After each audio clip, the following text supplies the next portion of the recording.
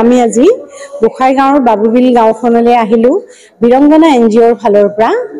আমি ইয়াত যি চলি আছে নাৰীৰ ওপৰত যিখিনি দেখা যায় যে নাৰীখিনি সদায় মানে লাঞ্ছিত বৰ্জিত হৈ থাকে, সেই সকলৰ হৈ মাত মাতিবলৈ ওলাই আহিছোঁ আমি।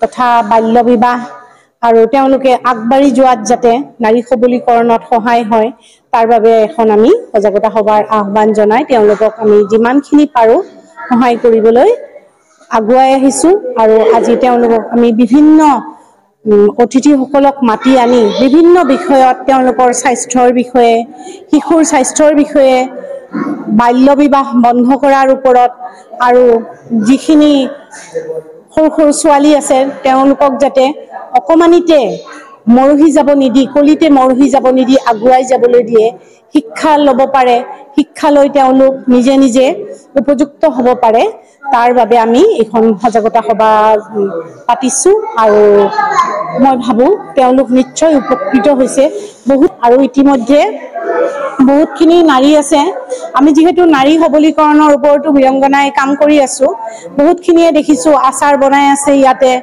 ধূপ কাঠি বনাইছে, কিন্তু তেওঁলোকে ক'ত বিক্ৰী কৰিব কি কৰিব ভাবি পোৱা নাই। সেইখিনিও আমি ভাবিছোঁ যিমানখিনি পাৰোঁ তেওঁলোকক সহায় কৰিম আৰু আগুৱাই যোৱাত সহায় কৰিম। আৰু ইতিমধ্যে আমি প্ৰতিশ্ৰুতিবদ্ধ যে তেওঁলোকৰ আমি যিমানখিনি মানে অতি বেছিকে নোৱাৰিলেও যিমানখিনি পাৰোঁ তেওঁলোকক সহায় কৰিবলৈ আমি বদ্ধপৰিকৰ। আমাৰ 8 মাৰ্চত হৈ গ'ল যদিও আমি আন্তৰ্জাতিক নাৰী দিৱসৰ লগত সংগতি ৰাখি আজি নাৰী দিৱসৰো পালন কৰা হৈছে ইয়াৰ লগতে।